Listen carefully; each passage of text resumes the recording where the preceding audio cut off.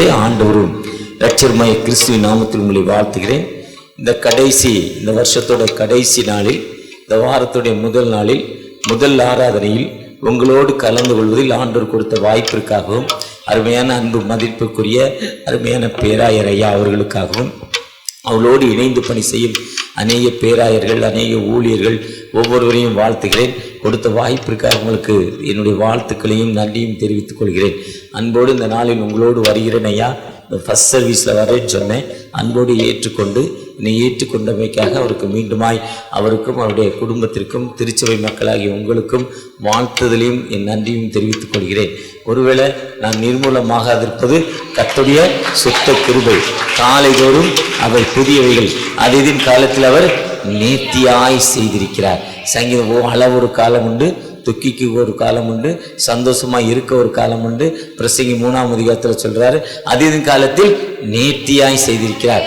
நீ உறவியோடு இருக்கலாம்லாம், நீ மகிழ்ச்சியாக இருக்கணும், பிறருக்கு ஒரு யூஸ்ஃபுல்லாக இருக்கணும். இன்னும் அந்த பிரசங்கியில் சாலமோன் ஞானி சொல்கிறாரு, ஒருவேளை ஆண்டவர் இதுவரை நம்மை பாதுகாத்து கடந்து வந்திருக்கிறார். நீ கடந்து வந்த நாட்களை திரும்பி பாருங்கள். இந்த வருஷத்தில் 2023 ஒரு ஆசீர்வாதத்தை அவங்க பாஸ்டர் கொடுத்துருப்பாங்க. ஜனவரி 1ஆம் தேதி அதிகாலை 12 மணிக்கு ஒரு ப்ரேயரோடு ஜெபிச்சு ஒரு ஆசீர்வாத வார்த்தையை கொடுத்துருப்பாங்க. அந்த ஆசீர்வாத வார்த்தை நீங்கள் நினச்சி பாருங்கள். அந்த வார்த்தையினுடைய வாழ்க்கையில் நிறைவேற்கா? கடந்த நாட்களில் ஒரு பெரிய வெள்ளம், எங்கே பார்த்தாலும் தண்ணி. ஆனால் இயற்கையாக தூத்துக்குடி, திருநெல்வேலி பகுதியில் பார்த்தீங்கன்னா பயங்கரமான வெள்ளம். ஒரு சகோதரர் சொல்கிறாரு, சென்னைக்கு அவருடைய பிரதர் இறந்துட்டார். பிரதர்னா ஒய்ஃபுடைய அக்கா மாப்பிள்ளையே தங்கச்சி மாப்பிள்ளையே இறந்துட்டு அந்த வந்தே பாரத் ட்ரெயினில் போய் இறங்குறார். 10:30 மணிக்கு போகிற ட்ரெயின் 11 மணிக்கு போகுது. எங்கே பார்த்தாலும் தண்ணி. 2 கிலோமீட்டருக்கு தண்டவாளத்தில் ட்ரெயின் தண்ணியிலே கொண்டு போய் பிளாட்ஃபார்மில் விட்டுருச்சு. திரும்பி பார்த்தா திருமண இடம்லாம் தண்ணியா. அவர் அங்கேருந்து ஒரு 35 கிலோமீட்டர் போகணும். 35 கிலோமீட்டர் போக வேண்டியது இருக்குது.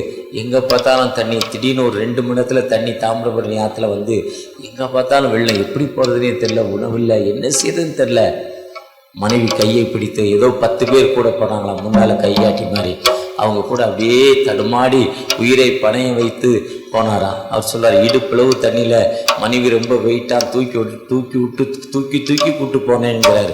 கிட்டத்தட்ட 1 மணி நேரத்துக்கு போக வேண்டிய ட்ராவலில் 12 மணி நேரம் போயிருக்காரு. எத்தனை மணி நேரம்? 12 மணி நேரம். ஒரு ட்ரெயின் பாருங்கள் போய் அங்கே நிற்கிறதுக்கு ஒரு 10 கிலோமீட்டருக்குள்ளே திடீர்னு வெள்ளம். 3 நாட்கள் உணவில்லை. 3 நாட்கள் அந்த பகுதி மக்கள் கொடுத்துருக்காங்க. இருந்தாலும் 3 நாட்கள் அவங்க உணவு எப்படி இருந்திருக்கும் பாருங்கள். ஒரு சில மக்கள் பாருங்கள் மேலேயே இருந்திருக்காங்க. தூத்துக்குடியில் ஒரு வீடு இதே மாதிரி ஒரு தெருவில் அம்மாவும் மகளும் ஃபஸ்ட் ஃப்ளோரோ செகண்ட் ஃப்ளோர் இருக்காங்க. அப்பா வர்றாரு, நல்லா தள்ளாடி இன்னொரு மனிதனை உள்ளே அனுப்பி நல்ல போதை ஏற்றிக்கிட்டு வர்றாரு. வர்றப்போ தண்ணிக்குள்ளே தடுமாடி விழுறவரை காப்பாற்ற ஓடியாந்து பிடிக்கிறப்ப மகளையும் அவர் இழுத்துறாரு. ஏன்னா அவர் மிதந்த பிறகு தூக்குனாலும் கொஞ்சம் காப்பாற்றலாம், அவர் போராடுறப்ப காப்பாற்ற முடியாது. திரும்பவும் மனைவி வந்து பிடிக்குது. 3 பேர் ஸ்பாட்லேயே இறந்து போகிறாங்க. எத்தனை மக்கள், எவ்வளவு கஷ்டம். ஆனால் ஆண்டவர் நமக்கு எத்தனை நன்மைகள் செய்திருக்கிறார். எத்தனை நன்மைகள் எனக்கு செய்தே, எப்படி நன்றி சொல்வே, நான் எப்படி நன்றி சொல்வே. நமக்கு இவ்வளவோ நன்மைகள். ஆனால் நம்ம யாரை பக்கத்தில் வச்சிருக்கிறோம்? ஒரு கணக்கு டீச்சர் கணக்கு நடத்த வந்தாங்க. கணக்கு நடத்த வந்து அங்கே இருக்க பிள்ளைகளுக்கு கணக்கு சொல்லி கொடுத்தாங்க. அதில் ஒரு பையன் ரொம்ப துரும்பாக இருந்தான். ஆக்டிவாக எப்போவுமே நல்ல மார்க் வாங்குவான். கொஞ்சம் கவனம் பார்த்தா செண்டம், அவுட் ஆஃப் 100, 100க்கு 100 வாங்குவான். வித்தின் எல்லாத்துக்கும் 2.5 மணி நேரம் 1.5 மணி நேரத்துலேயே முடித்து பேப்பரை கொடுத்துட்டு போயிடுவாங்க. ஆனால் திடீர்னு அவன் சொல்லுவான், ஜஸ்ட் பாஸ் எழுதிட்டேன்னு போய்கிட்டே இருப்பான். எதுக்கும் கண்ட்ரோல் ஆக மாட்டான். 2வது பெஞ்சில் இருப்பான், தொல்லை பண்ணிக்கிட்டே இருப்பான். டீச்சரை தொல்லை பண்ணுவான், படிக்கிற ஸ்டூடெண்ட்டை தொல்லை பண்ணுவான். ஆனால் நல்ல இன்டெலிஜென்ட்டு. ஒரு ட்ரிப்பு டீச்சர் நடத்துகிறப்ப கவனிச்சா லிசன் பண்ணால் போதும், அவன் மைண்டில் போய் செட் ஆகிடும். அவ்வளோ ப்ரில்லியன்ட்டு. ஆனால் எதுக்குமே கீழ்ப்படிய மாட்டான். அவன் நினச்சா படிப்பான், நினச்சா தூக்கி போட்டுவான், யாருக்கும் கண்ட்ரோல் போக மாட்டான். அந்த டீச்சர் கவனிச்சாங்க, புதுசாக வந்த டீச்சர் கவனித்து எந்த பையன் இப்படி இருக்கான், இவன் ஏன் கண்ட்ரோல் ஆகலைங்கிறத அவங்க கவனித்து அவனை கூப்பிட்டாங்க. அவனோடு பேசினாங்க. உனக்கு ஒரு புதுசாக ஒரு கணக்கு சொல்ல போகிறேன், அந்த கணக்கை நீ படிக்கிறியான்னு கேட்டாங்க. அன்போடு கேட்டாங்க. அப்படியே போடா வாடலாம் சொல்ல அன்போடு கேட்டாங்க, செல்லமாக கேட்டாங்க. சரி டீச்சர் நீங்கள் சொல்லிக் கொடுங்க டீச்சர்னு சொல்லி கொடுத்தாங்க. சொல்லி கொடுக்குறப்போ போர்டில் 1ன்னு எழுதுனாங்க. இதனுடைய 1க்குடைய மதிப்பு எவ்வளோ சொல்லுடானார். 1 தான் டீச்சர், திஸ் இஸ் 1ன்னு சொல்லி கொடுத்தாங்க. அதுக்கு முன்னால் ஒரு சைபர் போட்டாங்க. 1க்கு முன்னால் ஒரு சைபர் போட்டுட்டு இப்போ இதனுடைய மதிப்பு என்னன்னு கேட்டாங்க. 10 டீச்சர்னா 1க்கு முன்னால் போட்டால் சைபர், 10 பின்னால் போட்டால் தான் 0. முன்னால் போடணும். நீங்கள் முன்னால் போட்டு பாருங்கள், பின்னால் போட்டு பாருங்கள், உங்களுக்கு முன்னால் போட்டு பாருங்கள். இப்போ நான் போடுறது முன்னால், உங்களுக்கு அது பின்னாலேயா இருக்கும். உங்களுக்கு முன்னால் போட்டு பாருங்கள், அது 10ன்னா. இப்போ இன்னொரு சைபரை போட்டாங்க. 100ன்னா இன்னொரு சைபரை போட்டாங்க. எவ்வளவு? 1000ன்னா இன்னொரு சைபர் போட்டாங்க. 10,000 இன்னொரு சைபர் போட்டாங்க. 1 லட்சம் இன்னொரு சைபரை போட்டாங்க. 10 லட்சம் இன்னொரு சைபர் போட்டாங்க. 1 கோடி இன்னொரு சைபர் போட்டாங்க. 10 கோடி. நான் 1 கோடியாவது பார்த்துருக்கேன், 10 கோடி பார்த்ததில்லை மொத்தமாக. இன்னும் உண்மையிலே எண்ண முடியாது, ரொம்ப கஷ்டம் 10 கோடி என்றது. அது இன்றைக்கி 1 ரூபா நோட்டு 2 ரூபா நோட்டுலாம் இல்லை. 1 ரூபா நோட்டு 2 ரூபா நோட்டுலாம் கொடுத்தா இன்னும் எவ்வளோ இருக்கும்? குறைஞ்சதே 20க்கு குறைஞ்சது இப்போ 50 போயிட்டு இப்போ குறைஞ்சதே 100 ரூபா நோட்டு தான். 100 ரூபா நோட்டுக்கு மேலே தொட முடியல, எண்ண முடியல, டைம் இல்லை, காசோட மதிப்பு இல்லை. 2 பேர் இந்த மொன்னா டீ கடையில் சாப்பிட்டா 50 ரூபா. ஒரு டீயும் ஒரு காஃபியும், இல்லை ஒரு காஃபியும் ஒரு பிஸ்கட் சாப்பிட்டா 2 பேர் சாப்பிட்டா 50 ரூபா. அதே இது நேற்று ஒரு ஹோட்டலில் நைட்டு ஒரு சர்ச்சு டெடிகேஷன் முடிச்சுட்டு சத்தியவேலில் ரோட்டில் ஒரு கடையில் நல்லா இருக்குன்னு கூப்பிட்டு போனாங்க. போகும்போனே அந்த அம்மா சொன்னாங்க, சட்னி இல்லைங்க, தோசை மட்டும்தாங்க இருக்குன்னாங்க. பரவாயில்ல கொடுங்க, வேறு வழி இல்லை, இங்கேருந்து போக முடியாது, தோசை மட்டும் சாப்பிட்டோம். ரொம்ப இனிமையான, ரொம்ப சூப்பரான, ரொம்ப அருமையான தோசை. அந்த வெறும் தோசையை கொஞ்சம் பொடியும் ஏதோ கார சட்னியும் கொடுத்தாங்க. அதை வச்சு 3 தோசை சாப்பிட்டோம். ரொம்ப சூப்பர் டேஸ்ட்டு. முடிச்சுட்டு வந்து 6 பேர் 5 பேர் சாப்பிட்டோம். எவ்வளோன்னு கேட்டோம். இன்னும் 210 ரூபா ஆச்சு, 200 ரூபா கொடுங்க போதுன்ட்டாங்க. அப்போ தான் நினச்சேன், அங்கேருந்து கொஞ்சம் தூரம் வந்து A to Bயில் சாப்பிட்டா ஒரு ஆளுக்கு தான் 250 ரூபா. 4 பேர் சாப்பிட்டா எவ்வளோ? 5 பேர் சாப்பிட்டா 1250 ரூபா இருக்கும். ஆனால் அதை விட இது எத்தனை என்ன இருந்தது? இனிமையாக இருந்துச்சு. காசோட மரியாதை குறைஞ்சிட்டு. கையேந்தி மண்ணில் சாப்பிட்டா, தட்டுக்கடையில் சாப்பிட்டா, கேரளாவில் தட்டுக்கடைன்னுவாங்க. கேரளாவுக்கு போனால் தட்டுக்கடை, நம்ம ஊரில் ரோட்டு கடை, கூட சாப்பாடு, இப்படி பல. உங்கள் ஊரில் என்ன பேருந்து இல்லை, கூட சாப்பாடு, தட்டுக்கடை. நல்ல சுவையாக இருக்கும், சுத்தமாக இருக்கும். பார்க்க தான் அந்த இடம் சுத்தம் இருக்காது, பட்டு குவாலிட்டி இருக்குது. குவாலிட்டி இருக்க கடையில் கூட்டம் இருக்குது, கூட்டம் இருக்க கடையில் குவாலிட்டி இருக்குது. இதுதான் அண்டர்ஸ்டாண்டிங், புரிந்து கொள்ளுதல். இப்படி அந்த காசோட மரியாதை குறைஞ்சிட்டு இன்னும் இந்த டீச்சர் திரும்ப 1 போட்டு இந்த பக்கம் ஒரு சைபரை போட்டாங்க. இப்போ இந்த 1 வேல்யூ எவ்வளோ, இது என்னுடைய நம்பர் என்னன்னாங்க. 1 தான் டீச்சர்னா திரும்ப பின்னால் போட்டாங்க. திரும்பவும் 1 தான். அதே மாதிரி உனக்கு நல்ல ஆண்டவர் மூளையை கொடுத்துருக்கிறாரு. நீ யார் உன் பக்கத்தில் வச்சிருக்கிற? கர்த்தரை தனக்கு தெய்வமாக கண்ட ஜனங்கள் பாக்கியம் உள்ளதுன்னு சொல்றாரு. தாவீது சொல்றப்போ, கர்த்தரை நான் முன்பாக வைக்கப்படுவதால் நான் அசைக்கப்படுவதில்லை. do not shake me. என்னை நான் அசைக்க. ஏன்னா நான் எப்போதும் அந்த கோலியாத்து வந்தாரு. கோலியாத்து வரப்ப என்ன சொன்னாரு? ஜீவனுள்ள தேவனை நிந்திப்பதற்கு நீ யாருக்கு வாரியும்? என் கடவுள் உயிர் உள்ளவரா? நீ யாராவது? நீ பட்டயத்தோடு நான் கர்த்தருடைய நாமத்தினால் I shall come to the name of Jesus, name of the Lord. நான் கர்த்தருடைய நாமத்தினால் வருகிறேன். ஒருவேளை அந்த கர்த்தரின் நாமம் தான் நீங்கள் நானும் ஞானசானம் வாங்குறப்போ தலையில ஒரு சிலுவையின் அடையாளத்தை போடுறாங்க. தண்ணிக்குள்ள 3 முக்கு, தண்ணிக்குள்ள படுக்க வச்சு முக்க வைக்கிறாங்களோ, சாச்சி முக்க வைக்கிறாங்களோ, முட்டி போட்டு முக்க வைக்கிறாங்களோ, எப்படி முக்க வச்சாலும் பிதா குமாரன் பரிசுத்தாவின் திரியேக நாமத்தினால் உங்கள் நெற்றியில் சிலுவையின் அடையாளத்தை, அதுதான் கர்த்தரின் நாமம். கர்த்தரின் நாமத்தை வித்திருக்கிற நீங்கள் நானும் எப்பொழுதும் சொல்றாரு மத்தேயு 6:33, முதலாவது தேவனுடைய ராஜ்யத்தையும். நம்ம எப்ப போனாலும் எங்க போனாலும் ஜெபத்தோடு இருங்க. கர்த்தரையே தனக்கு முன்பாக வைத்திருங்க. நீங்க வைத்திருக்கிறப்ப இந்த புதிய வருஷத்துக்குள்ள போறீங்க, இல்ல பழைய வருஷத்தை முடிச்சுட்டு வரீங்க. பழைய வருஷத்தை முடிச்சு திரும்பி பாருங்க. வயதான என் கணவர், பலவீனப்பட்ட என் கணவர், முடியாத என் மனைவி, என் பிள்ளை விபத்துல இறந்துட்டாங்க, இவ்வளவு சோகத்துல இருக்கிற எனக்கு ஆண்டவர் ஏன் சுகம் தரலங்களா? ஆனா ஏதோ ஒரு இடத்துல நீங்க மிஸ் பண்ணிருக்கீங்க. அந்த மிஸ் பண்ணதால கர்த்தர் உங்களை கைவிட்டு இருக்கிறாரு. இல்ல ஒரு காலம் ஒரு வினை பண்ண மாட்டாரு. அப்படி சித்தத்துக்கு நம்ம என்ன பண்ணணும்? ஒப்பு கொடுத்துருக்கணும். கர்த்தரை தனக்கு தெய்வமா எப்பெல்லாம் வைத்திருக்கிறோமோ அப்பெல்லாம் ஆண்டவர் உங்களுக்கு எனக்கு விடுதலை கொடுக்கும். ஒரு ஜீவன் ஆண்டவர் நம்ம அப்படி கர்த்தரை நமக்கு முன்னால வைத்திருக்கிறோமா? அவர் என்ன பண்றதில்ல? அசைக்கப்படுவதில்லை. ஒன்றும் பண்ண முடியாது. நான் கடந்த வாரத்தில் எனக்கு கொஞ்சம் இந்த டிசம்பர் மாதம் தொடங்கினோடனே சற்று பலவீனம் என் உடம்புல. சுகர் லோவாகுதா கிடினஸ் வருதா தெரில. பல டாக்டரை பார்த்தேன். ஒரு நாள் மதியம் வெள்ளம் வந்த 3ஆவது நாள் ஒரு கிடினஸ், அதுக்கப்புறம் 2 நாள் கழித்து ஒரு கிடினஸ், ஒரு வியாழன், அப்புறம் சனி, அப்புறம் அடுத்த சனி ஒரு நாள் இடையில நைட்டில் லேசா.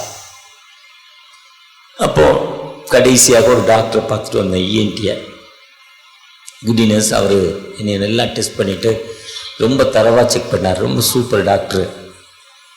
இந்த பார்வை திரும்புறது எல்லாம் வச்சு கணக்கு பண்ணிட்டு, உங்களுக்கு என்ன ப்ராப்ளம் எனக்கு சொல்ல தெரில, இருந்தாலும் ஸ்கேன் எடுத்துகிட்டு வாங்கன்ட்டார் அவர்.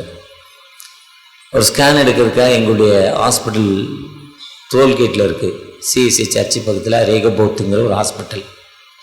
அதுக்குள்ளே போயிட்டு என் மகள் டாக்டர் பார்த்துட்டு, மருமகன் டாக்டர் பார்த்துட்டு, அவங்கள பார்த்துட்டு வெளியே வர்றப்போ என் மனைவி ஒரு சின்ன கல் தடுக்கி முட்டு மடங்கி கீழே விழுந்துட்டாங்க. கிட்டத்தட்ட ஒரு 85 கிலோ வெயிட் இருப்பாங்க. என்ன ஆகிருக்கணும், ஏதோ ஒன்று ஆகிருக்கணும். ஆனால் என்ன ஆகலை, ஒன்றுமே ஆகலை. நான் நினச்சேன், எவ்வளோ சும்மா அப்படி கீழே விழுந்து இடுப்பு போய் 3 ஃப்ராக்சர் ஆகி 3 மாதம் பெட் ரெஸ்ட்டு, லேசாக அடிபட்டு முதுகு தண்டில் 3 மாதம் பெட் ரெஸ்ட்டு, பல லட்ச ரூபா செலவு. ஆனால் ஆண்டவர் எவ்வளோ கிருபையான ஆண்டவர் பாருங்க. அவர் ஒரு காலமில் என்ன பண்ணுறதில்ல, கைவிடுறதே இல்லை. ஏன்னா நான் நிர்மூலமாகாதது அவருடைய சுத்த காலைதோறும் அவை புதிய. இன்னைக்கு ஒரு நாள் என்னை கூட்டி, அதுவே புதிய கிருபை. இன்னும் சில மணித்துளிகள் ஒரு புதிய வருஷத்துக்குள்ள போறோம். நீங்க கடந்து வந்த பாதையை பாருங்க, எத்தனை கஷ்டம், எத்தனை வேதனை, எத்தனை துன்பங்கள் இருந்து ஆண்டவர் எனக்கு விடுதலை கொடுத்திருக்கிறார். அந்த விடுதலை கொடுத்த ஆண்டவருக்கு நம்ம இப்படிப்பட்ட மக்களாய் காணப்படுகிறோம். எந்த காலத்திலும் எந்த நேரத்திலும் நன்றியால் உம்மை நான் துதிப்பேன். இயேசுவே உம்மை நான் துதிப்பேன், துதிப்பேன்.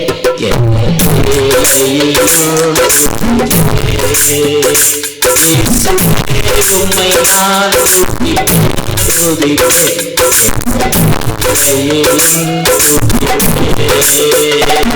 கடைசி நாள் என்பது என் வாழ்க்கையில் என்னைக்கு கடைசி நாள் என்பதை யார் அறிவார்? அவர் ஒருத்தருக்கு தான் தெரியும். என்னுடைய பிறப்பின் முதல் நாள் யார் ஒருத்தருக்கு தெரியும்? அவருக்கு தான் தெரியும். இதை நினைத்து ஜோசுவா 24 அந்த மக்களோடு பேசுகிறார். அங்க இருக்க இஸ்ரேல் மக்களோடு ஒரு மெசேஜ், ஒரு செய்தி கொடுக்கிறார். அந்த மக்களை எல்லாம் கூப்பிடுறாரு. அதாவது முதல் வசனத்தை பார்த்தீங்கன்னா,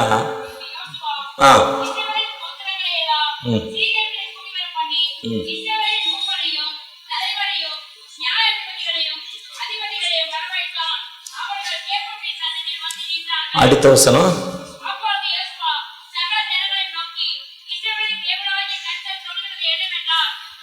அங்க ஒரு மெசேஜ், இஸ்ரவேலின் தேவன் சொல்லுகிறது என்னவென்றால், உங்களுக்கு என்ன சொல்லி கொண்டு நிற்கிறாருன்னா, இந்த வருஷத்தோட கடைசி நாள் மெசேஜ் மாதிரி அதை சொல்வார். பூர்வத்தின் தலைமைத்தரையாக, பூர்வனா முன்னால பல வருஷங்களுக்கு முன்னால நம்முடைய பிதாக்கள் எப்படி இருந்தாங்கன்னு சொல்றாரு. அவர் இல்லை என்ன சொல்றாருன்னா, அதுல டாபிக் ஆபிரகாமுடைய மகன், ஆபிரகாமுடைய அப்பா பேர் என்ன சொல்றாரு அந்த இடத்துல? தேராகு. அவர் அதை சொல்ல மாட்டார். இதுல அவர் சொல்ல, ஆண்டவர் வானத்தையும் பூமியும் படைத்தார். அதுல காற்று, கடலை ஒன்னாக்குனாரு, அங்கங்க பிரிஞ்சு கிடந்தது. மரத்தை உருவாக்குனாரு, தண்ணியை உருவாக்குனாரு, பழங்களை உருவாக்குனாரு. எல்லாத்தையும் உருவாக்கி இந்த பழம்லாம் கீழே விழுந்து வீணா போகுது, இது என்னடா பண்ணுறதுன்னு நினச்சாரு. மிருகங்களை உண்டாக்குனாரு, அதெல்லாம் சாப்பிட்றதுக்கு மிருகங்களை உண்டாக்குனாரு. மிருகங்களை யார் ஆள்றதுன்னு பார்த்தாரு, யார் ரூலிங் பவர் பண்ணுறதுன்னு பார்த்தாரு. மனுஷனை உருவாக்குனார். மனுஷனை உருவாக்கி நீ மல்டிஃபை பண்ணினாரு, இதை நீ டெவலப் பண்ணு, பெருக்கு 1 2 2 2 4 1 8 8 2 8 16 இன்னும் நீ 1 9 9 27 மாதிரி டெவலப் பண்ணு. நீ ஜனத்தை டெவலப் பண்ணாதான் நீ 16 பெற்று பெருவாழ்வு வாழ்வாய். திருமணத்தில் பெரிய ஆசீர்வாதம். நீ 16 பெற்று இன்னைக்கு 16ல் 1 தான் இல்லை 2 தான் இன்னும் சொல்லிக்கிட்டு இருக்கோம். ஒருவேளை அந்த 16 பற்றி பெருவாழ்வு வாழ்வாய் ஒரு மல்டிஃபை பண்ணி அவனை ப்ளஸ் பண்ணி அனுப்பிட்டாரு.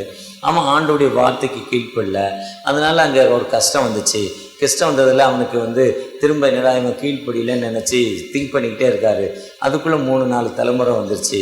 நோவாவை கூப்பிட்டு இந்த மக்கள் ரொம்ப தப்பு பண்ணிட்டாங்க, தப்பு பண்ண மக்களை 40 நாள் மழையினால் அழிக்க போகிறேன், நீ ஒரு கப்பல் செய்யுங்கிறாரு. நோவாக்கோ கர்த்தருடைய கண்களில் கிருபை கிடைத்தது. ஆதியாகமம் 6:8 சொல்கிறாரு. 6:6 அவர் ஏன் இந்த மக்களை உருவாக்கணும் வெறுப்பாக பார்க்குறாரு. ஆதியாகமம் 6:6 வெறுப்பாக பார்த்துட்டு 6:8 கர்த்தருடைய கண்களுக்கு நோவாக்கு ஒரு பேழையை செய்ய சொல்கிறாரு. ஒரு பேழையை செய்து நோவா குடும்பத்தை காப்பாற்றுறாரு. நோவா குடும்பம் மட்டும் காப்பாற்றப்படுகிறது. ஆடு மாடு எல்லாம் ஒரு ஜோடி, மற்றவெல்லாம் செத்து போகிறான். நம்ம ஒரு நாள் மழை, திருநெல்வேலியில் மழை எப்படி பெஞ்சதுன்னு சொன்னாங்கன்னா, தூத்துக்குடியில் மழை பெஞ்சதுன்னு எப்படி சொன்னாங்கன்னா, அவன் நடந்த நாளில் நான் திருநெல்வேலி போயிருந்தோம், தூத்துக்குடி ஃபாதர் என்னை பார்க்க வந்தார். டேப் திறந்தால் தண்ணி எப்படி ஊற்றுச்சு, டேங்கில் தண்ணி இருந்து டேப்பை திறந்தால் தண்ணி ஊற்று, அதே மாதிரி மழை பெஞ்சுதான். சொட்டு சொட்டாக போயிலையா, விட்டு போயிலையா, தண்ணி அப்படியே வானத்தை திறந்து ஓட்ட போட்ட மாதிரி மேலேருந்து ஊற்றிச்சான் தண்ணி. இதே மாதிரி தான் அந்த மழை பெஞ்சது. 40 நாட்கள் கீழேருந்து மேலே, மேலேருந்து கீழே, எங்கே பார்த்தாலும் வெள்ளம், மரம் தெரியல, மலை தெரியல, எல்லாரும் செத்து போனான். நோவா ஃபேமிலி மட்டும் பாதுகாக்கப்படுது. பின்னால் நோவா ஃபேமிலியை பாதுகாத்த ஆண்டவர் சொல்கிறாரு, எதுக்கு இந்த தண்ணியில் அந்த மக்களை அழிச்சோன்னு அங்கே ஒரு ரெயின்போ கொடுக்குறாரு, வானவில் கொடுக்குறாரு. வானவில்லை பார்த்த உடனே மழை நின்று போகுது. எப்போ மழை நிற்குமோ வானவில் வந்த பிறகு தான் மழை நிற்கும். இன்னும் நமக்கு வானவில் இந்த வருஷத்துக்கு வரல. வானவில் வந்த பிறகு ஒரு 3-4 மாதம் மழை பெய்யாது. அந்த வானவில் வரல. அந்த அன்னைக்கு வானவில் வந்தோன்னு நின்று போச்சு. அவன் என்ன பண்ணான், அந்த யோவா குடும்பம் தான், அவனுக்கு என்ன பாருங்க, கடவுள் மழை பெஞ்சு தண்ணிலாம் அழிச்சிட்டாரு, மழைலாம் அழிஞ்சு போச்சு, தண்ணி மேலே நம்மளால் சாக முடியல. அதனால என்ன பண்ணுதோ அதான் ஒருத்தர் தண்ணி எப்படி இருந்ததுன்னா, அந்த ஆடு அந்த கோழி இப்படி தலையை மட்டும் தூக்கி நினைச்சான். ஒருத்தர் சொல்கிறாரு, ஆடு அவர் வீட்டில் 4 நாய் இருந்துச்சான், தலையை மட்டும் இப்படி நிறுத்தி நினைச்சான் அவன் வீட்டுக்குள்ளே தண்ணி வரப்போ. அதுக்கு என்ன அதே மாதிரி தான் மக்கள் செத்துருப்பான், எல்லாம் செத்து போனான். அதனால் இனிமேல் அந்த கடவுள் சாகடிக்கிறாரு. அதனால பெரிய ஒரு கோபுரத்தை நம்ம கட்டிட்டேன்னா 14 அடுக்கோ 140 அடுக்கோ 500 அடுக்கோ கட்டிட்டேன்னா என்ன, அவன் கடவுள்கிட்டருந்து தப்பிச்சிக்கலாம். இந்த கடவுள் நம்மளை அழிக்க முடியாதுன்னு நினைக்கிறான். அது அவன் 10ஆம் அதிகாரத்தில் பிளான் பண்ணுறான். எல்லாம் ஒன்றா சேர்றான், எல்லாம் ஒரு யூனிட்டி பவர், எல்லா மக்களும் ஒன்றா சேர்றான். ஒன்றா சேர்ந்து பெரிய கோபுரத்தை உருவாக்குறான். பெரிய பாபேலுங்கிற பெரிய கோபுரத்தை உருவாக்குறான். இன்றைக்கி உலகத்திலே சிங்கப்பூரில் தான் உயரமான கோபுரம் இருக்குது. அதேமாதிரி அமெரிக்காவில் உயரமான கோபுரம் இருக்குது. அந்த அமெரிக்காவில் அந்த உயரமான கோபுரத்தான் பின் லேடன் அழிச்சிட்டாரு. அதனால அவனை போய் அனாதையாக சாகடிச்சிட்டாங்க. அமெரிக்கா ரொம்ப பெரிய ஹிஸ்ட்ரி, அது சூப்பர் ஹிஸ்ட்ரி. அதே மாதிரி பெரிய கோபுரத்தை கட்டுறாரு. கட்டினோடனே ஆண்டவருக்கே கோவம் வந்துடுது. யாருக்கு மேலே பெரிய ஆள் ஆகிட்டான். அங்கே பாஷையை பிரிந்து போக பண்ணார். அப்போ தான் அங்கே ஜாதி வந்துச்சு, மனுஷனுடைய ஜாதி பிரிஞ்சுது. அவன் பிரிஞ்சிட்டான். இன்றைக்கி அதே மாதிரி அஸ்ஸாமில் மிஸ்டு பீப்புள் ஒரு பீப்புள் இருக்காங்க, பிரிந்து போனவர்கள் என்று பெயர் அவர்களுக்கு. அந்த மிஸ்டு பீப்புள் அதே மாதிரி அந்த ஜாதி பிரிஞ்ச உடனே அந்த எல்லாம் பிரிஞ்சு அங்கங்கே போயிட்டான். அப்போ நமக்குன்னு ஒரு ஜாதி வேணும்னு சொல்லி தான் நதிக்கு அப்புறத்தில் இருந்த தேராவுடைய மகன் ஆபிரகாமை ஆண்டவர் அழைக்கிறார். ஆபிரகாம் நதிக்கு அப்புறத்திலே வாசிங்க. அதுக்கப்புறம் 24:2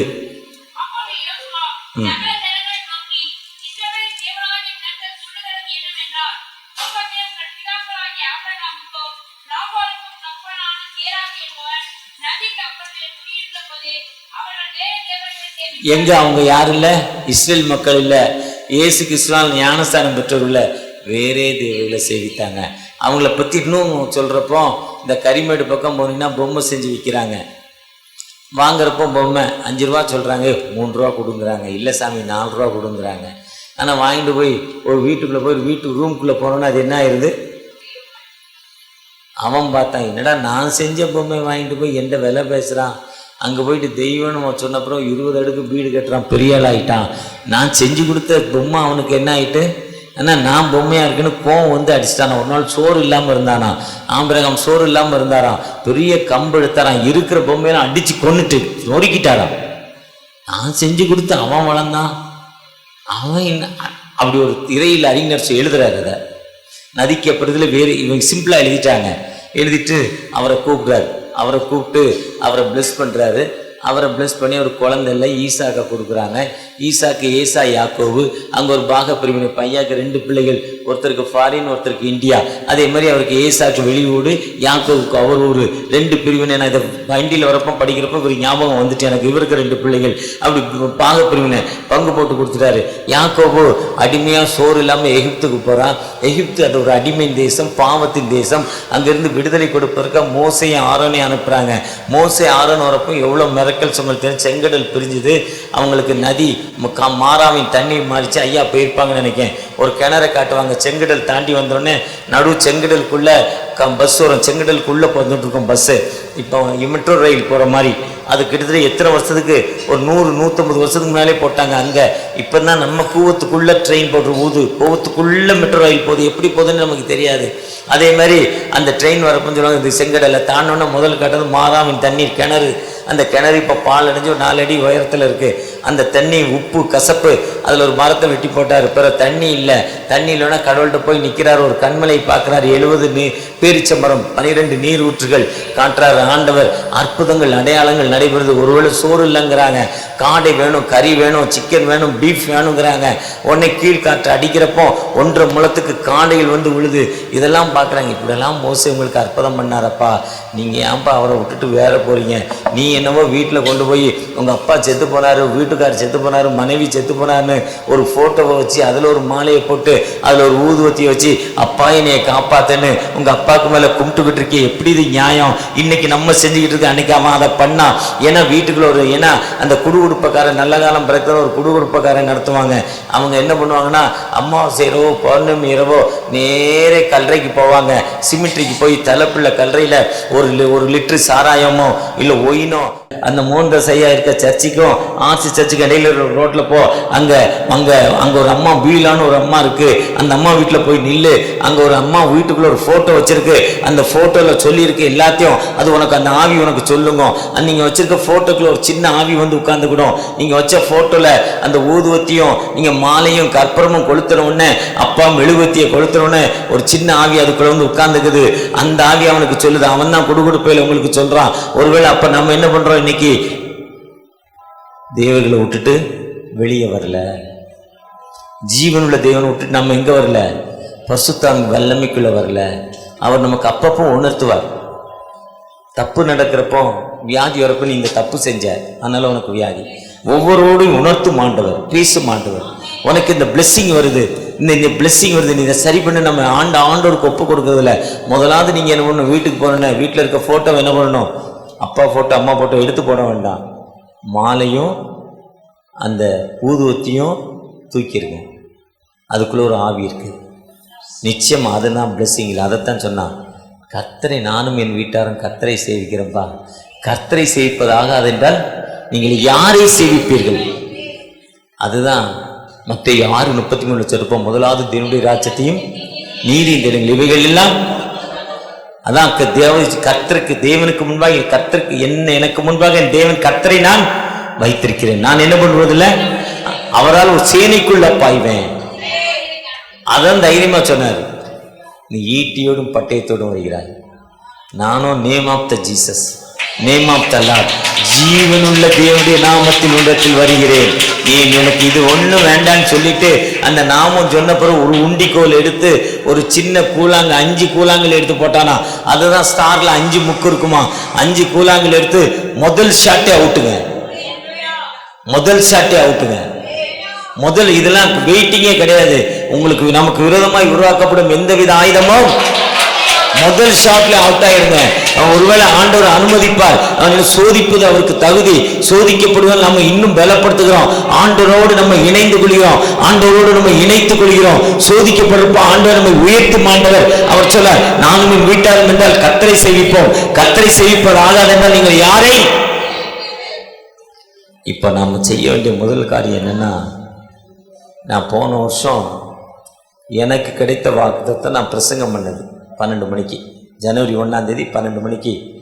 பழைய வருஷம் ஆராதனை பிண்டிகா சர்ச்சு. எலிசா ரூபன் இறந்துட்டார். எப்பவுமே வருஷம் சர்ச்சுக்கு போவேன். அதை முடிச்சுட்டு ஒரு சிஎஸ்ஐ சர்ச்சுக்கு சர்வீஸ் நடத்த போவேன். அந்த மக்களுக்கு அட்டை கொடுக்கணும்.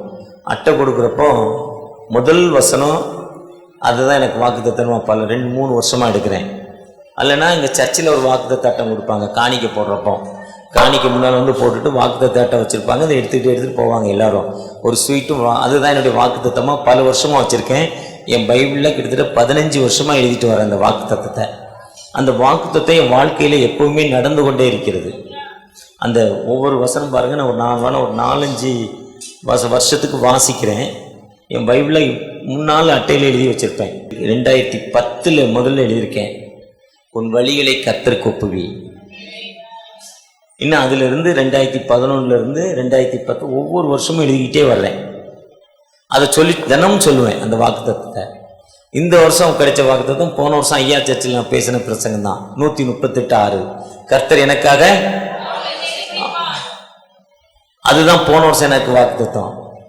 கர்த்தர் எனக்காக செய்து முடிச்சிருக்கிறார். இதுவரையும் மரண பள்ளத்தாக்குக்கு போயிருக்கேன். மரண பள்ளத்தாக்கு மீன் லோ சுகர் ஆகி உடம்பெல்லாம் வேர்த்து கூட கொண்டோம். Low சுகர்னா death. 4 முறை இந்த மாதத்தில், நான் இந்த மாதத்தில் 4 முறை. என்னுடைய பேரனுக்கு பெரிய வியாதி. ஜோம் பண்ணேன், நம்பிக்கையோடு ஜோம் பண்ணேன். இந்த வருஷத்தில் சாட்சி சொல்லணுமாப்பான்னு நான் ஜோம் பண்ண. ஆண்டவர் எனக்கு வாழ்வு கொடுத்தார், என் ஜெபத்தை கேட்டார். என் மனைவிக்கு பெரிய இது. ஒரு நாள் எங்கள் school, Daniel school parents meeting, அந்த இப்போ புதுசாக இந்த ப்ராக்ரஸ் ரிப்போர்ட் முன்னால் எங்கள் காலத்தில் கொடுத்தாங்க. இப்போ ஸ்கூலில் போய் டீச்சர்கிட்ட தான் வாங்கினோம். அதுக்கு பேரண்ட்ஸ் மீட்டிங்காக பேரண்ட்ஸ் மீட்டாக ஏதோ ஒன்று சொல்கிறாங்க. அதுக்கு ஒரு பையன் அப்பாவோட வர்றான். அப்பா மார்க் வாங்குறான். அப்பா திட்டுறா, டே படிடா ஒழுங்காக போட்டான். டீச்சரை கூட, சார் டீச்சர் கண்டிஷன் பண்ணி படிக்க வைங்க, நான் கேட்க மாட்டேன்னு சொல்லிட்டு போயிட்டார்.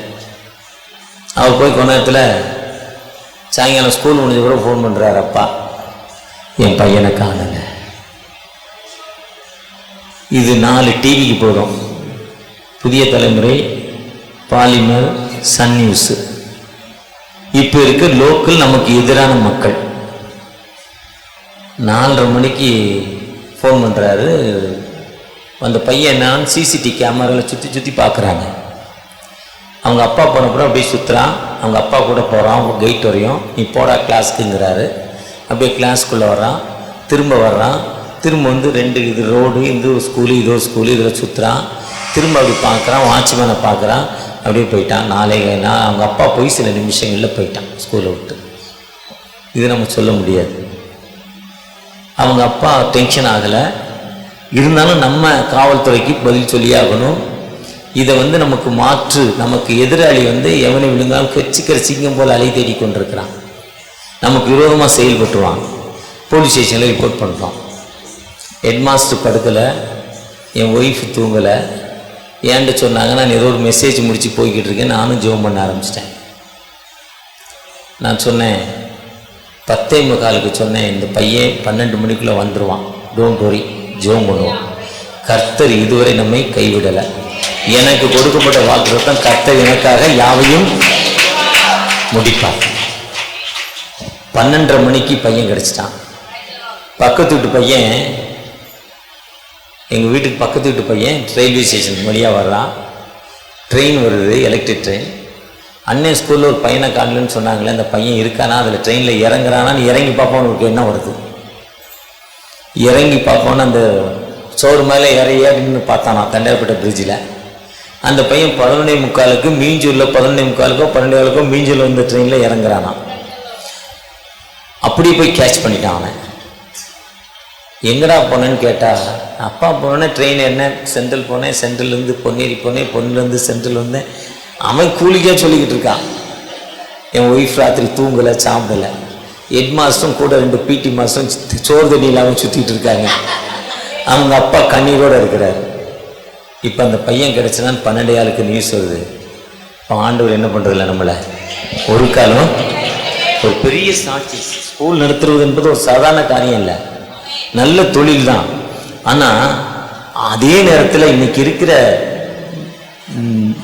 மீடியாக்கள், பேரண்ட்ஸு, பெற்றோர்கள் பிள்ளைகளை சரியாக வளர்க்கலை. என்னையை கொண்டு ஸ்கூலில் விட்றப்போ எங்கள் அப்பா சொன்னார், கண்ணை மட்டும் விட்டு தோலை உரிச்சு சோறு போடுறா, அவனை படிக்க வைக்கினார் வாத்தியார்ட்ட. இன்னைக்கு நம்ம ஊட்டி பிள்ளையை தொட விடுறதில்ல. நீ யார் என் பிள்ளையை அடிப்பதற்கு? ஏன் நீ ஃபீஸ் கட்ட ஸ்கூலில் சேர்க்குற? வீட்டில் வச்சுக்கோ, ஸ்கூலுக்கு அனுப்பாத. அடிக்காத மாடு பணியாது. கொம்பு முறிஞ்சாதான் போல் முடியணும், பெரம்பு முடியணும். பெரம்பை கையாடாதவன் தீர்மொழியில் தெளிவா சொல்றார் சாலமோன். நீங்க இன்னைக்கு 195 பெற்றோர்கள் இப்படித்தான் இருக்கோம். டீச்சரை போய் கேள்வி கேட்கிறோம், டீச்சரை மிரட்டுறோம், டீச்சரை அடிக்கிறோம். நீ குரு மாதா பிதுவா, குரு தெய்வம். நீ என்னைக்கு குருவை கையில் வச்சு உன் ஃபேமிலி அவுட்டு, உன் பிள்ளை அவுட்டு, உனக்கு அதுதாங்க தரித்திரியம், அதுதாங்க வேதனை. எதுக்கு என் பிள்ளை கஞ்சா அடிக்குது, என் பிள்ளை ஏன் ஜெயிலுக்கு போச்சு, நீ கொஸ்டின் பண்ணு. அன்னைக்கு 2வது படிக்கிற டீச்சரை போய் அடிச்சேன், என் பிள்ளை பார்த்தா நான் என்ன பண்ணாலும் எங்க அப்பா சப்போர்ட்டு. அதுதான் உனக்கு பாவம், அதுதான் கட்டளை சேவிப்பதுன்னா அழகா பைபிள் சொல்லுது. பெரும்பை கையாளவன் மகனை எதுக்கு என் வாழ்க்கையில முன்னேற்றமான பாதை இல்லை. நம்ம கேள்வி கேட்டிருக்கோமா, எதுக்கு எனக்கு தப்பு? அதுதான் சங்கீதம் 19:12 சொல்லுது, தன் பிள்ளைகளை உணர்கிறவன் யார்? எதுக்கு என் பிள்ளை என் சொல்லுக்கு கீழ்ப்படியில? அவன் ஏன் கண்ட பொண்ணை லவ் பண்ணான்? எதுக்கு இப்படிப்பட்ட நிலைமை? அவன் ஏன் ஜெயிலுக்கு போனான்? அவன் ஏன் ஒழுங்கா எனக்கு சோறு போடலன்னா? நீ 2வது 1வது படிக்கிறப்ப அந்த பிள்ளைக்கா சப்போர்ட் பண்ணதான் முக்கியம். அன்னையிலேருந்து உன் பிள்ளைக்கு நீ சப்போர்ட் பண்ணிட்டு இருக்க. யாரெல்லாம் சப்போர்ட் பண்ணி அந்த பிள்ளைக்கு சப்போர்ட் பண்ணு. பிள்ளைய நல்ல ஊட்டு, உணவு கொடு, ஆதரி, அது உன் பிள்ளை நேசி. அதே நேரத்தில் கண்டிஷன் வரப்ப கண்டிஷன் தான். கிளாஸுக்கு போலியா? எதுக்கு நீ கிளாஸுக்கு போல? ஏன் போல? ஏற்ற காலத்துல கண்டிஷன் பண்ணலைன்னா, அந்த பிள்ளைகளுடைய தவற உணர்த்தலைன்னா என்னுடைய வாழ்க்கை பாதிக்கப்படும், நான் வாழ்க்கையில் முன்னேற முடியாது. ஐயோ எங்க அப்பா அடிப்பாரு, எங்க அம்மா அடிப்பாங்க, அந்த பயம், அந்த உள் உணர்வு வர வேண்டும். இன்னைக்கு நிறைய மீடியாக்களை பார்க்குறோம், என் பிள்ளைய அடிச்சா பாரு, ஊரே கூட்டிட்டு போயிடுறோம், பெரிய கேஸ் போட வைக்கிறோம், மீடியாவை கூப்பிடுறோம். இன்னைக்கு மீடியாவை கூப்பிட்டு சொல்ல வைக்கிறோம். மீடியாவுக்கும் நல்லதில்லை. என்னைக்கு ஒரு மீடியா அந்த ஸ்கூலை கையில் அடிச்சு அன்னைக்கு அந்த மீடியாவுக்கு 7.5 பிடிச்சிச்சு. நான் பேரை சொல்ல விரும்பல. அந்த மீடியாவில் தான் இன்னைக்கு இந்த அளவுக்கு அந்த மீடியா அன்னையிலேருந்து விழுந்து போச்சு. ஏன்னா பிள்ளைகளுடைய எதிர்காலம். காமராஜர் சொன்னாரு, 2 தியேட்டர் திறக்க போனார். ஒருத்தர் ஒரு தியேட்டர் திறக்க போனாரு, பெர்மிஷன் முதல்ல 2 ஸ்கூல் திறனாரு. 7000 மணியில் 2 ஸ்கூல் திறந்த பிறகுதான் ஒரு தியேட்டருக்கு பெர்மிஷன் பண்ணாரு. ஒரு கிராமமா 300 பிள்ளைகள் இருக்கா, ஒரு ஸ்கூல்ல போய் டீச்சருக்கு மாதம், அதுக்கு தான் அவன் டீச்சர் ஸ்கூல் ஆரம்பி. அவர் தான் முதலாவது டீச்சருக்கு பென்ஷன் கொடுத்தாரு. ஏன்னா அந்த சமூகத்தை உருவாக்கும் ஆசிரியர். அந்த ஆசிரியர் தான் ஜோசுவா சொல்றார், நானும் என் வீட்டாரும் என்றார். கர்த்தரை சேவிப்பதாகாது என்றால் யாரை சேவிக்கிறோம்? ஒருவேளை நான் என் வாழ்க்கையில எதுக்கு ஆசீர்வாதம் இல்லை, எதுக்கு என் வாழ்க்கையில முன்னேற்றமான பாதை இல்லைன்னா, எங்கே ஒரு தவறு நடந்திருக்கு, எங்கே ஒரு தவறு நடந்ததெல்லாம் வாழ்க்கையில முன்னேற்றமான பாதை இல்லை. அந்த தவறை நீங்க சரி பண்ணுங்க. இந்த வருஷம் கிடைக்கிற வாக்குத்தத்தம். ஏன்னா அவங்க பாஸ்ட் உங்களுக்கு இன்னைக்கு 12 மணிக்கு 1 மணிக்கு கொடுக்கப்படுற வாக்குத்தத்தம் சாதாரண வாக்குத்தத்தம் இல்லை. பல மணி நேரங்கள் காத்திருந்து, பல நாட்கள் உபவாசித்து, என் மக்களுக்கு என்ன வாக்குத்தத்தம் சொல்லணும், என் மக்களுக்கு என்ன தேவை சொல்லணும், பல மணி நேரம் காத்திருந்து வந்துட்டாங்க. கடந்த நாட்கள் அவங்க 40 நாள் அவர் பாஸ்டிங் தான். எனக்கு தெரியும், பலவீனப்பட்டார். எதுக்குன்னா ஜனவரி 1ஆம் தேதி வாக்குத்தத்தத்துக்கு தான். நானும் பல நாட்களாக 1ஆம் தேதி பிரசங்கம் பண்ண போறேன். அந்த வாக்குத்தத்தை மக்களுக்கு நான் பேசுற மக்களுக்கு என்ன சொல்லணும், அந்த மக்களுடைய தேவைகள் என்ன, காத்திருந்து தான் போனோம். அப்படி காத்திருந்து ஜெபித்து சொல்றாங்க. அப்படி நம்மளும் நம்மை சரி பண்ணி போட்டிருப்போம். எபேசியர் 3ஆம் அதிகாரம் 19ஆம் வசனம் சொல்றார். 19-20 வாசிங்க சிஸ்டர். அறிவு கெட்டாத அந்த அன்பை அறிந்து கொள்ள வல்லவர்களாகும், சகல பரிபூரணத்தாலும் நிறைவுபடவும் அவர் தம்மின் மகிமையுடைய ஐசியத்தின்படியே உங்களுக்கு அனுகிரகம் பண்ண வேண்டும் என்று. அடுத்த வசனம், நம்ம என்னெல்லாம் வேண்டிக் கொள்றோமோ நினைப்பதற்கும் மிகவும் அதிகம். எனக்கு நான் நேற்று ஒருத்தர் காரில் போனேன். காரில் போகிறப்போ எனக்கு ஒரு ஞாபகம் வந்தது. சைக்கிளே இல்லை. எங்கள் வீட்டிலேருந்து கேசி ஸ்கூலுக்கு 5 கிலோமீட்டர் நடந்து போயிருக்கேன். அன்றைக்கி சைக்கிள் 12 ரூபா. டீ 3 காசு தானே, நடந்தே போயிருக்கேன். நேற்று அப்படி பார்த்துட்டு காலையில் ஒரு கார், மத்தியானம் ஒரு கார், விதவிதமான கார், முந்தா நாள் ராத்திரி ஒருத்தருக்கு 100 லக்ஸரி சொகுசான கார்லாம் கொடுக்குறோம். நம்ம என்ன நினச்சோம், கடவுள் நமக்கு எவ்வளோ தந்திருக்கிறாரு, எவ்வளோ உயர்வான வாழ்வை தந்திருக்கிறாரு, நம்ம நினைக்க வேண்டாம். ஆனால் அந்த கொடுத்த அன்புக்கு காரணம் என்னென்னா, நம்ம அறிவு கேட்டு அந்த அன்பு நமக்கு கொடுத்துருக்குற அந்த அன்பை பெற்றுக்கொள்ளணும்னா ஆண்டவருக்கு நம்ம ஒப்பு கொடுக்கணும். அதுதான் கல்யாணத்தில் வாசிக்கிறாங்க 128 கர்த்தருக்கு பயந்து. யாருக்கு பயப்படணும்? பிரம்பை கையாடாதவன் இது யாருக்கு பயப்படுறது? பிள்ளைக்கு ஊட்டுறோம். இன்னைக்கு 1 மாத பிள்ளைக்கே 2-3 மாத பிள்ளைக்கே செல்லை கையில் கொடுத்துறோம். அந்த பொம்மை அப்படி போகுது, அதை பார்த்துக்கிட்டே இருக்கு. அது செல்லை பார்த்துட்டு லோடு ஆகிக்கிட்டே இருக்கு. லோடு அதிகமான வாமிட் பண்ணுது. எங்கள் வீட்லேயே தான் நடக்கும், உங்கள் வீட்லேயே தான் நடந்துகிட்டு இருக்கு. என் பேத்தி சாப்பிடல, என் பேரன் சாப்பிடல. பசிச்சா சாப்பிட போகுது. அழுகுற பிள்ளை பால் குடிக்கும். 2 மணி நேரம் விடு, பால் குடிக்க போகுது. என் ஒய்ஃப்ட்ட நான் சொல்கிறது அதான், உனக்கு என்ன அறிவு இருக்குது, உனக்கு என்ன, உனக்கு பைய தூக்கிட்டு போயிடுற, அவ்வளோதான். உனக்கு என்ன குடும்பத்தை பற்றி? அந்த அம்மா அடுத்து இப்போதைக்கு பைய தூக்கிட்டு காலையில் இப்போ 7 மணிக்கு 6 மணிக்கு 5:30 மணிக்கு எழுந்தேன், படு 6 மணிக்கு எழுந்துரு. இப்போ எழுந்திருக்காத, டோன்ட் ஒரின்ட்டாங்க. உனக்கு உடல் சரியில்லை, படு. எங்கெல்லாம் போறீங்க? நம்மை பாதுகாக்க ஒரு பெண் தானா? நம்ம எப்போ பயப்படணும்? யாருக்கு பயப்படணும்? அதுதான் சொல், கர்த்தருக்கு பயந்து அவரை சேவிக்கிறது ஆகாது என்றால் அவர் சொல்றார். அந்த வசனத்துல அவர் சொல்றார், யோசுவா 24:10, கர்த்தருக்கு முதல்ல இருந்து வாசிங்க. யாரை நீங்க சேவிப்பீர்கள்? நம்ம கர்த்தருக்கு. நம்ம யாருக்கு பயப்படணும்? சட்டத்திட்டங்களுக்கு பயப்படணும், வேதத்துக்கு பயப்படணும், வார்த்தைக்கு பயப்படணும், மனுஷனுக்கு பயப்படணும். ஐயோ பாஸ்டர் பார்க்குறார் சிகரெட் பிடிக்கிறோம், ஒழிக்காத. பாஸ்டர் பார்க்குறார் பீடா போடுறோம், கவலைப்படாத. ஆனால் நீ யாருக்கு, உன்னை யாரு பார்த்துக்கிட்டு இருக்கார்? கடவுளை நீ பார்த்து கொண்டே இருக்கிறார். கடவுளை மனைவி பார்க்காம தண்ணி அடிக்கணும்னு நினைக்கிறோம்.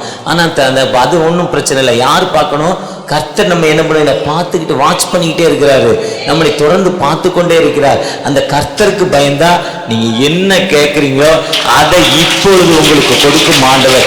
வேண்டிக் கொள்வதற்கும் எண்ணுவதற்கும் மேலான காரியங்களை கொடுக்கும் ஒரு உயிருள்ள ஆண்டவர் நம்மோடு கடந்து வந்திருக்கிறார். ஒரு விசை கூட தகப்பனே, நான் இப்படிப்பட்ட, எனக்கு இந்த கடந்த வருஷத்துல கொடுக்கப்பட்ட வாக்குத்தத்தம் எனக்கு இது தகப்பனே, ஒரு விசை கூட எனக்கு இதை தாங்க தகப்பனே, இதை எனக்கு தாங்க தகப்பனே, என்னை ஆசீர்வதிங்க தகப்பனே என்று நோக்கி பார்ப்போமா? ஒரு விசை கூட உம்மை நோக்கி பார்க்கிறார். கர்த்தர் எனக்காக யாவையும் செய்து முடிப்பார்.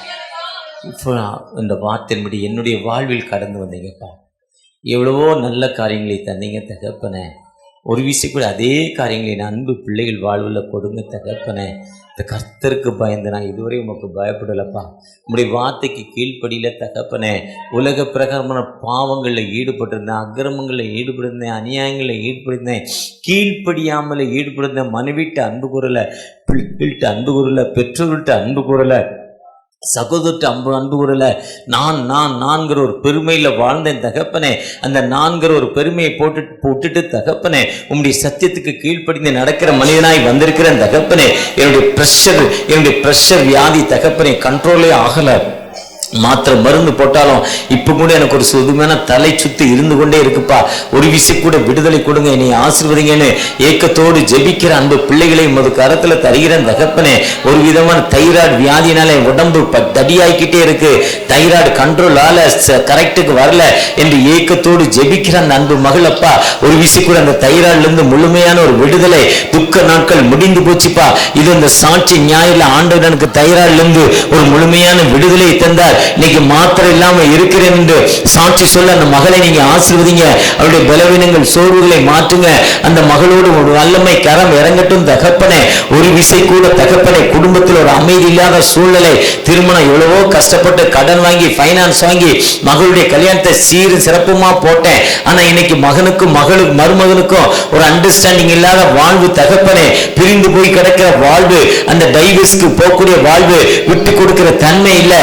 ஆனா நீங்க சொல்லிக்க, கர்த்தருக்கு பயந்து வழியில் நடக்கிறவனோ அவன் பாக்கியவான். அவன் நீர்க்கால்களில் ஓரமாய் நடப்பட்டு தன் காலத்தில் தன் அணியை தருவான். இலையுதாரம் மரத்தை போல் இருப்பான், அவன் செய்வதெல்லாம் வாய்க்கும். உன் மனைவி வீட்டோரங்களில் கனைதறி செடியை போல் இருப்பாள் என்று சொல்லியிருக்கீங்கப்பா. ஐயா, அப்படிப்பட்ட நிலைமை இல்லாம கண்ணீரோடு வேதனையோடு இருக்கிற அந்த அன்பு பிள்ளைகளுக்கு உங்களுடைய வல்லமையின் கரம், உங்களுடைய அபிஷேகத்தின் கரம், உங்களுடைய விடுதலின் கரம் இறங்க போற தயவுக்காக கூட நன்றி.